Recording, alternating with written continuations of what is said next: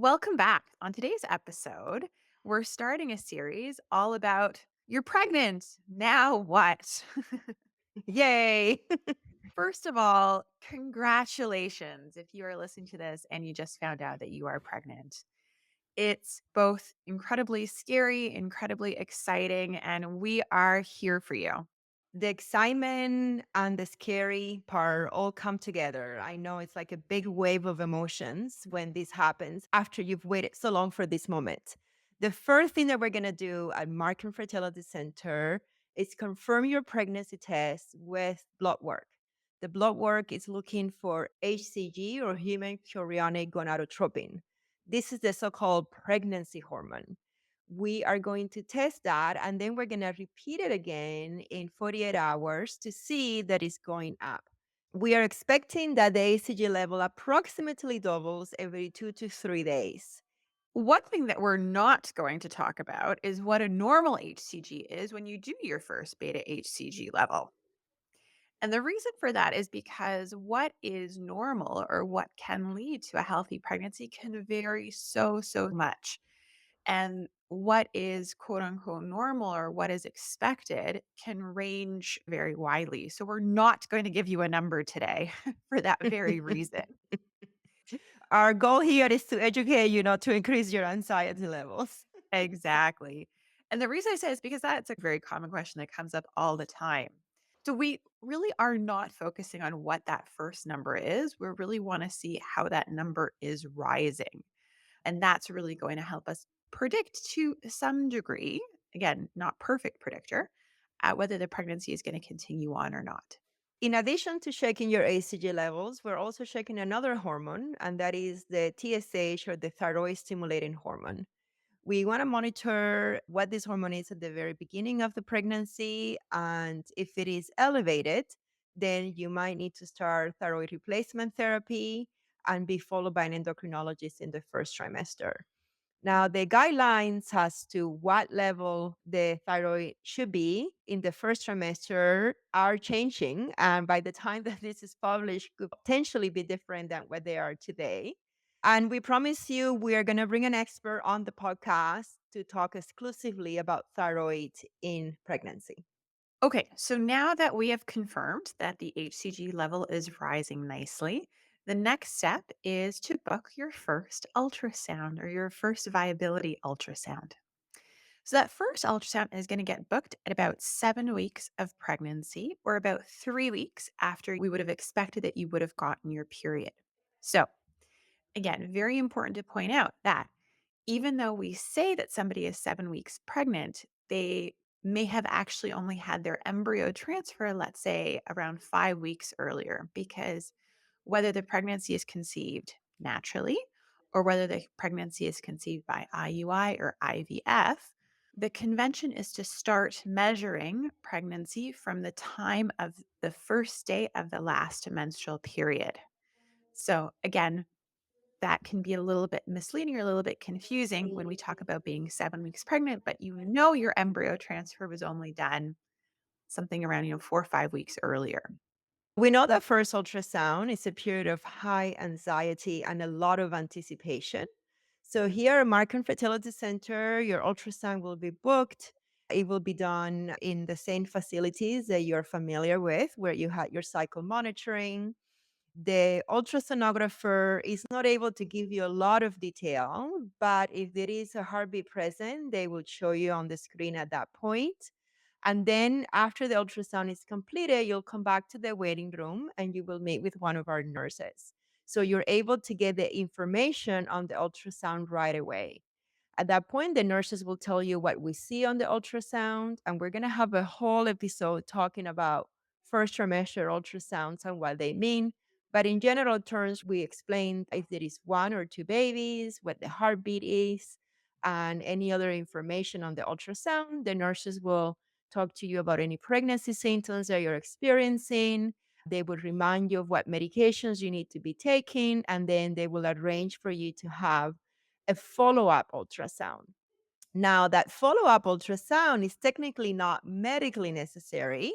Medically necessary would be an ultrasound at 7 weeks and another one at 12 weeks, which we're going to talk about later in the episode. But we know again how difficult it is to weigh between ultrasounds and how much anxiety there is when you're first pregnant after either a history of miscarriages or a history of infertility. So we offer our patients another ultrasound, usually at about 9 to 10 weeks. That ultrasound, like I mentioned, is mostly for reassurance. And again, you get the opportunity to see the baby growing on the screen and to meet with the nurses, discuss how the pregnancy is going, and make sure that you're having all your medications ready and all of your questions answered. Usually around that time, in about the 9-10 week mark, we're also going to start introducing the concept of genetic testing so that you can hear about all of your genetic testing options for your pregnancy. Our very incredible genetic counseling department at MFC offers a free webinar to all pregnant patients to explain prenatal genetic testing options. We also have a fantastic episode about this, and that's prenatal screening episode 42, where Diane Myles Reid joined us and discussed all of the options as well. Your prenatal genetic testing options will vary depending on how the pregnancy was conceived and what we might recommend. So now it is time for what we call the 12-week ultrasound. The 12-week ultrasound can be done between 11 and 13 weeks. And this is a medically indicated ultrasound. And at this point, we're looking at something very specific called the nuchal translucency. The nuchal translucency is a measurement of the thickness at the back of the baby's neck, and this thickness can be a predictor for the health of the baby, specifically genetic abnormalities as well as congenital heart abnormalities. This measurement is very important and it has to be done by ultrasonographers that are qualified in taking this measurement. Once again, if the nuchal translucency ultrasound is done at Markham Fertility Centre, you would meet with the team right away to get the information on the ultrasound. And then at that point, we book what we call a prenatal appointment with your physician. At that prenatal appointment with your physician, we go over everything that has happened in the pregnancy. By this point, we normally have the results of whatever genetic testing you decided to do with the support of the genetics department. We go over the results of the ultrasounds and the nuchal translucency, and we talk about your plan of care for the rest of the pregnancy. This is at the point where we have the big graduation party for you because now you passed the first trimester. The reason that this is such an important milestone in pregnancy is because miscarriage rates really decrease after the 12-week mark. So at this point, you are pregnant, the miscarriage rate is very low, and you are ready to graduate from Markham Fertility Center. A very common question that we get all the time is asking about the risk of miscarriage during the first trimester and how that risk of miscarriage may change over the first trimester. So let's talk a little bit about that. First of all, if you are interested in learning more about miscarriage, we've covered the topic in previous episodes of this podcast, and that was episode 43, episode 46, and episode 53. So you can have a listen. The risk of miscarriage drops significantly over the course of the first trimester. So, in that, time of around missing your first period, so let's say around 4 to 5 weeks, that risk of miscarriage can be somewhere between 25 and 30%. But by the time you've done your first ultrasound and we're seeing that nice heartbeat, the risk drops significantly down to about 5 to 10%. By the time you're getting to your nuchal translucency ultrasound or that 12-week ultrasound, the risk is now less than 1%. And this is why conventionally most people wait until the end of the first trimester before they announce their pregnancy. I want to go back to this graduation party because everybody knows I like a good party. And Dr. Garcia throws the best parties. That is absolutely true. The graduation appointment is actually a mixed bag of emotions. Sometimes it's a bit of a double edge because patients obviously are very happy to be pregnant and to have accomplished what they set out to do in the first place, but they're also sad to leave Markham Fertility Center and the care of the doctor. Sometimes this is a relationship that has taken years.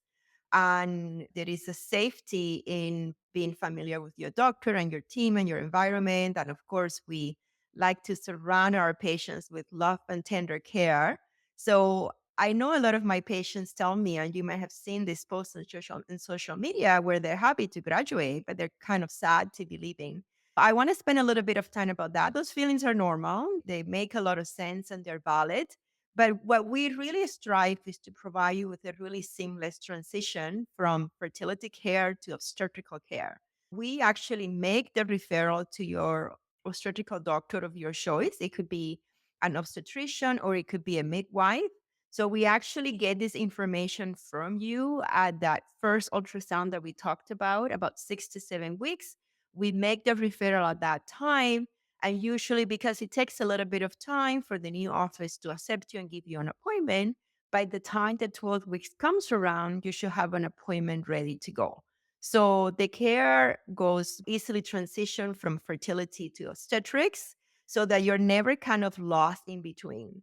The other thing that I mentioned is that because this is such a big milestone, we actually want you to reflect on it and to have a memento of this moment. We actually give our graduating patients a little baby onesie that they get to keep and handwritten card that usually the care team writes.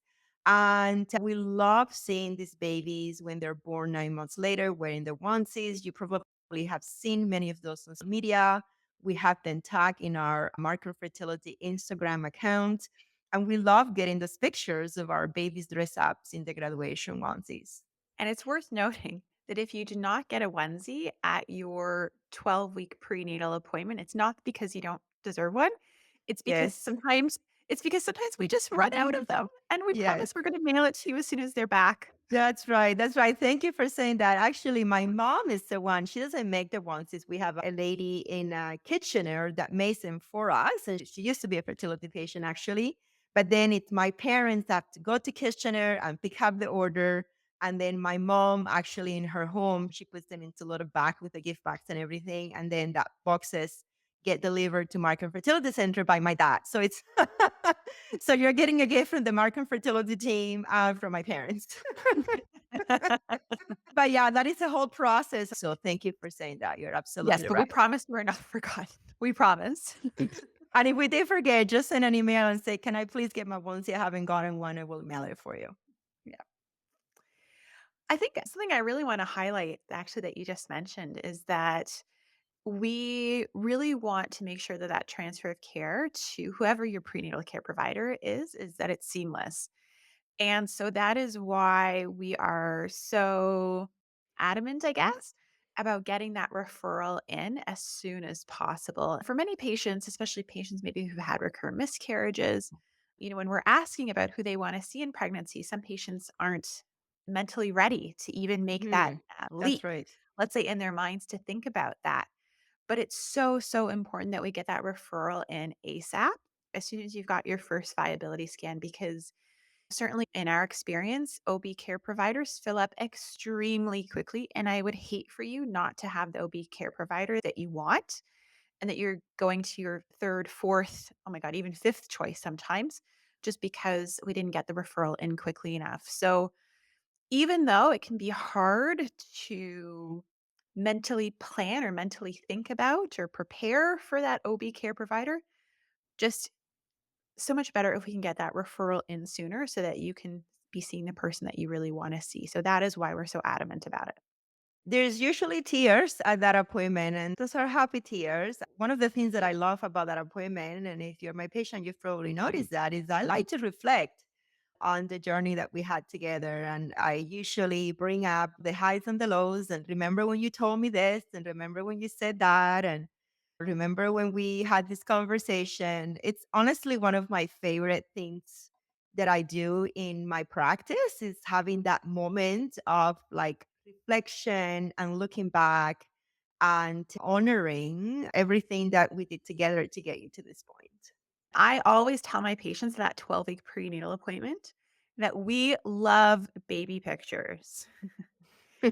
When you send us baby pictures or pictures of the baby in the onesie after they're delivered, we love those updates and they mean so, so, so much to us because It's a great reminder that that little lima bean that we see on the ultrasound goes on to become an actual baby. And it's very rewarding and we love it. And it reminds us of Mhm. why we're doing the job that we do and why we love our job so much. So please send us baby pictures. We absolutely adore them. We love them so much that we actually put them on our team's virtual channel. So for the whole clinic to see and celebrate. So your babies become very special. All right. So switching gears, let's talk now about a common question that we get at that appointment, which is about prenatal vitamins. Now, we have a whole episode about prenatal vitamins, and that is episode 10 of the podcast. So refer back to that. But just a quick primer here on that. For prenatal vitamins, we want to make sure that you have a prenatal vitamin that has folic acid. And that's the actual folic acid, not another form of folic acid, which we go into detail in episode 10. The dose of folic acid that we want is 400 micrograms for people that have low risk of neural tube defects and up to 5,000 micrograms for people that are at high risk for neural tube defects. In addition to a prenatal vitamin, many people will also want to consider adding in extra vitamin D. So, a prenatal vitamin may contain a little bit of vitamin D, but oftentimes not enough, especially for those of us living in Canada, where right now, as of April 2nd, we haven't seen the sun in maybe 6 months. And I got a Um, little crazy during that time. Okay. yeah, me too. So, you want to aim for getting about 1,500 to 2,000 units of vitamin D on a daily basis. So, that could be some of it coming from your prenatal and some of it coming from an extra vitamin D supplement as well. Another important supplement is omega 3 fatty acids. And again, some prenatal vitamins contain a bit of that, but ideally, we want to have approximately 1,500 milligrams of omega 3 fatty acids. So you might need to supplement on top of your prenatal vitamins. Another supplement that is probably not as well known, I would say, is choline. There's increasing evidence these days for people in pregnancy to take an extra choline supplement, as that can further reduce the risk of neural tube defects and other birth defects. For patients who are pregnant, the recommendation in the first trimester is to take 450 milligrams daily of choline. Another common question that comes up, in addition to what prenatals and what supplements to take, would be what should I avoid eating during pregnancy? So this is a big area, and we're going to spend a bit of time here talking about that. While you're pregnant, one of the things that you should be avoiding is raw or undercooked food, specifically meat, fish, and eggs. So things like sushi, sashimi, beef tartare, for instance, these eggs that are not cooked, these things can lead to an infection with salmonella or E. coli and listeria. And these are all bacteria that can cause complications in pregnancy, such as miscarriage or even a stillbirth. The reason why we have this higher level of concern for these foods in pregnancy is because in pregnancy, you are slightly immunocompromised, meaning that your immune system is not functioning as well as it does outside of pregnancy. I always tell patients that, it's going to be the pregnant person who gets food poisoning or who gets sick while nobody else does. And it's always the pregnant person who gets more sick for longer generally. And so that's why eating things like sashimi or eating things like beef tartare outside of pregnancy, you may be fine and feel fine and not get ill, but the risk is higher in pregnancy. And that's why we recommend avoiding it. Now, we mentioned fish, and fish actually is an excellent source of healthy omega 3s in pregnancy. So, as long as it is well cooked, it is okay to eat fish in pregnancy. However, some types of fish contain high levels of mercury, and mercury can affect your baby's developing nervous system. In terms of fish to avoid, that would be things like shark, swordfish, king mackerel, and tilefish. These fish should be completely avoided during pregnancy because of the high mercury content. Some safer fish choices would be things like salmon, shrimp, tilapia, and sardines. These fish contain high levels of omega 3 fatty acids without the high mercury content. And ideally safe to consume about 2 to 3 servings of this type of fish per week. Generally speaking, when I'm thinking about fish and mercury levels, the way that I sort of think about it or the way that I remember it is that The smaller the fish, generally the lower the mercury levels are going to be. And generally, the less expensive the fish, you're probably also going to have lower levels of mercury as well. So when I go and buy tuna, I always buy like the cheap skipjack tuna because it actually has lower levels of mercury than the more expensive, fancy albacore canned tuna, for instance. Again, the reason is that albacore tuna is a bigger fish. And if we go back to like high school biology and we think about this bioamplification, this idea that, a big fish is going to eat a lot of little fish and is going to get higher levels of mercury as well. So that if you're eating smaller fish, you're going to get lower levels of mercury. So save your money, buy the cheap canned tuna. So there you go. My fertility podcast doesn't only provide education, but it also saves you money. Because I didn't realize that. So now I'm going to change my tuna buying practices. Yeah, for the canned tuna, just buy the cheap one. I buy a lot of canned tuna. Yeah. I know you do. It's got protein. You know me and protein. Oh, yeah, yeah, yeah, absolutely. Moving away from fish and meat, another big area of food or of your diet to consider is dairy products. Dairy products can be an excellent source of calcium. Calcium requirements do go up in pregnancy and protein. And again, we love protein. But during pregnancy, it's really important to ensure that all dairy products you consume are pasteurized. Again, unpasteurized dairy products have a higher risk of having foodborne illnesses like salmonella, listeria that we spoke about earlier. Generally speaking, when it comes to cheeses, you want to avoid soft cheeses like brie or camembert or blue vein cheeses unless they're clearly labeled as pasteurized. You want to stick with yogurt, milk, cottage cheese as long as they are pasteurized. And generally speaking, if you're buying something at the grocery store, the vast majority of dairy products are going to be pasteurized, but always good to read your labels. Another concern is that of deli meats and prepared foods. Deli meats and some prepared foods for sure are very convenient, but they can pose some risk during pregnancy. Deli meats like ham, turkey, or salami, sometimes they can be contaminated with listeria. So if you choose to eat deli meats, you can, but one thing that you can do is to heat it until they're steaming hot before consumption to kill any potential bacteria. I would also advise to avoid refrigerated pate or meat spreads, as they can also harbor listeria, and smoked seafood.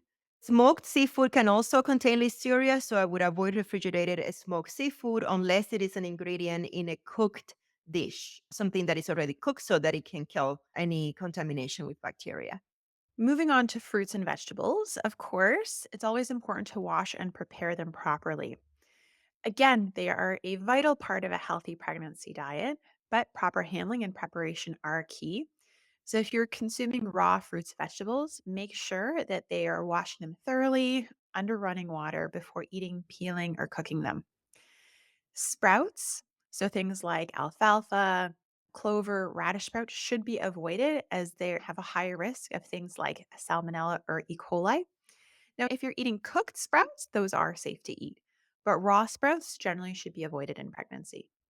I'm going to now talk about caffeine and alcohol. And while they're technically not a food, although for me, caffeine has its own Whole food group. food group because I live on it, but it's technically not considered a food, go figure. But they do warrant a special consideration during pregnancy. So for alcohol, it's important to understand there is no safe level of alcohol consumption in pregnancy. That means there is no study that can tell you this amount is safe and this amount is not safe. Potentially, any amount of alcohol can lead to a condition called fetal alcohol syndrome in pregnancy. Sometimes people are very concerned because they might not have realized that they're pregnant and they might have a drink here and there. And I usually reassure patients when they call me with this concern because it's unlikely to cause any problems. But that is very different from saying that it's totally fine to drink alcohol once you know you're pregnant. I would never advise anybody that there is a safe level of alcohol in pregnancy. When it comes to caffeine, we're thinking about caffeine from coffee, teas, chocolate, especially dark chocolate can also contain higher levels of caffeine, as can pop like Coke and Pepsi and all that. High levels of caffeine during pregnancy are associated with an increased risk of miscarriage and low birth weight. So, generally in pregnancy, it's recommended to limit caffeine intake to about 250 milligrams per day, which is roughly equivalent to one small cup of coffee per day. You don't have to cut out coffee completely, but one small coffee per day is probably okay. If you're somebody who really loves the smell of coffee, the taste of coffee, I often sometimes will recommend you can consider something like decaf coffee, or you can take regular coffee and decaf coffee and do half and half so that you get a little bit of a caffeine boost without getting that full amount of caffeine if you're a big coffee aficionado. Like me. Yes. Speaking of coffee, it's also good to talk about herbal teas and which ones are safe to consume during pregnancy. But first, we have to look at the different types of teas and how they're made. We have herbal teas and non herbal teas. And the non herbal teas can be divided into three categories, which is black, green, and oolong. From the non herbal tea, black tea is the most common type of non herbal tea. That would include things such as English breakfast and Earl Grey or orange pekoe. Green tea has a more delicate taste than black tea, and oolong teas are a combination of green and black teas.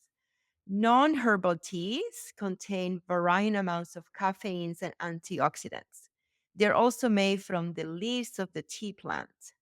And the longer they're oxidated or fermented, the higher the caffeine level of the non herbal teas. Also, the brewing time of the non herbal tea can influence how much caffeine is in the tea. There are some decaffeinated versions of non herbal teas, but they still contain a little bit of caffeine. Now, herbal teas are different in the sense that they're made from the roots, berries, flowers, seeds, leaves of a variety of different plants, but not from actual tea plant leaves. True herbal teas do not contain caffeine. But again, some of them can carry varying risks in pregnancy. So, with this explanation about herbal and non herbal teas, let's talk about which teas are safe in pregnancy. On the non herbal tea categories, they have great health benefits like antioxidants, but they also contain caffeine. So, the average cup of non herbal tea contains about 40 to 50 milligrams of caffeine. A decaffeinated non-herbal tea can have about zero point 0.4 milligrams of caffeine. As we talked about it, caffeine crosses the placenta, can reach a developing baby. And therefore, you want to think about how much coffee and how much caffeine in the non-herbal teas to make a decision about how much of this to drink. Herbal teas are naturally caffeine free. So when somebody's thinking about drinking herbal tea, caffeine is really not the issue.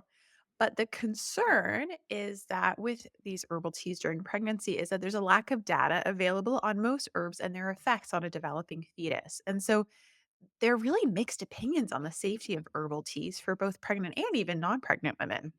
Yeah, so let's go over some different types of herbal teas and the ingredients in them and what some of the evidence about them says. So, for example, red raspberry leaf. We know that this is safe in pregnancy, or at least likely safe.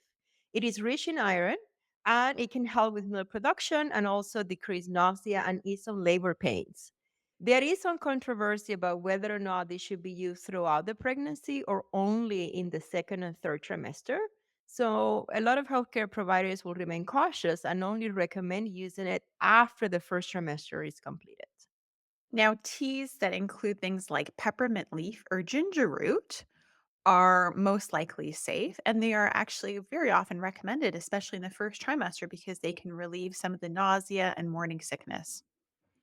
Teas that contain something like lemon balm, it's likely safe and it has a calming effect and helps relieve some of the irritability and insomnia associated with pregnancy. Although probably not as popular, teas containing dandelion or chamomile, they really don't have enough information to let us know if they're safe or not in pregnancy. Probably best to avoid them just because we can't really provide much reassurance that they are safe to take in pregnancy.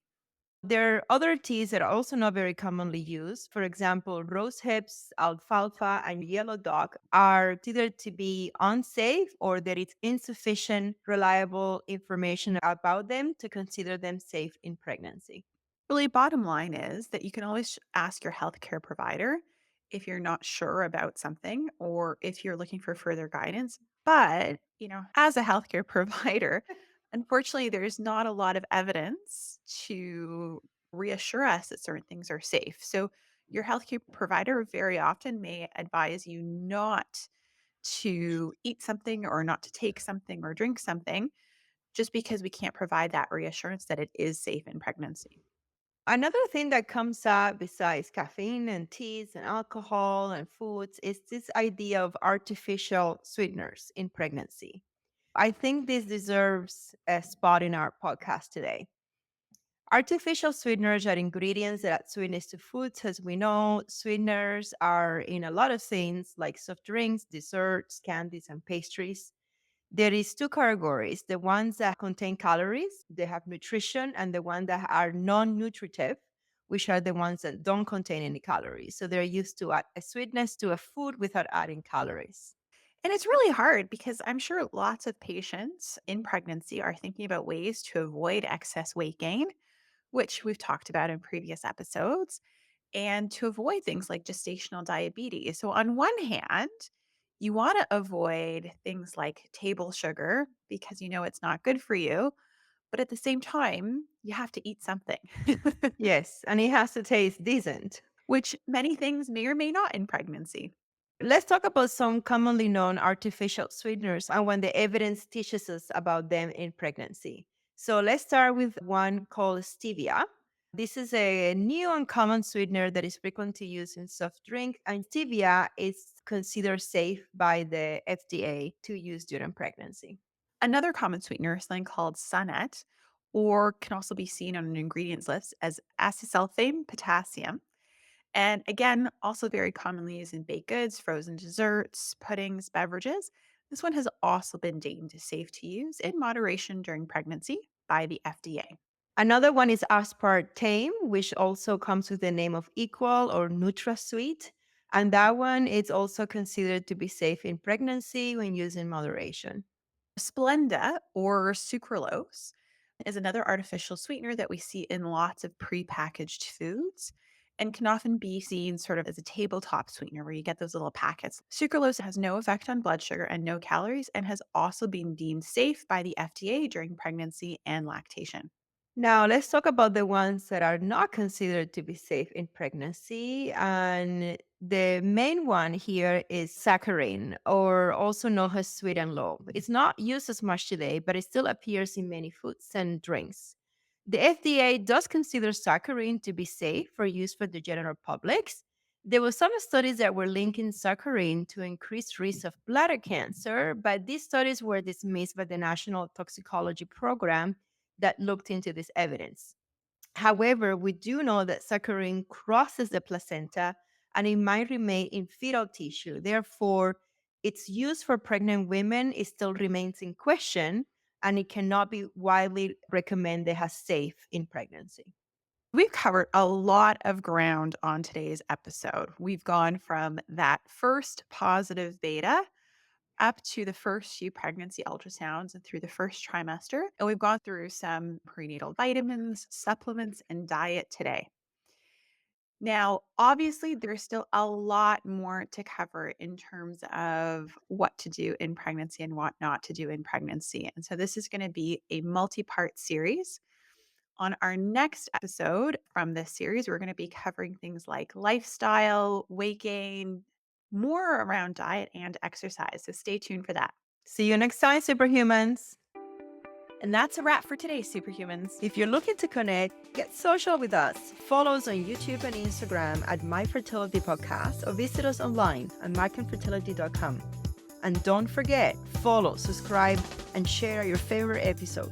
Thanks for listening to My Fertility Podcast and for being a vital part of our community. We know you've got this. We're signing off until next Tuesday. If you found this episode of My Fertility Podcast helpful, please take a moment to head over to the review section and leave us your thoughts. Your reviews and comments are incredibly valuable to us and help guide future episodes. We also welcome you to direct your questions to info@myfertilitypodcast.com.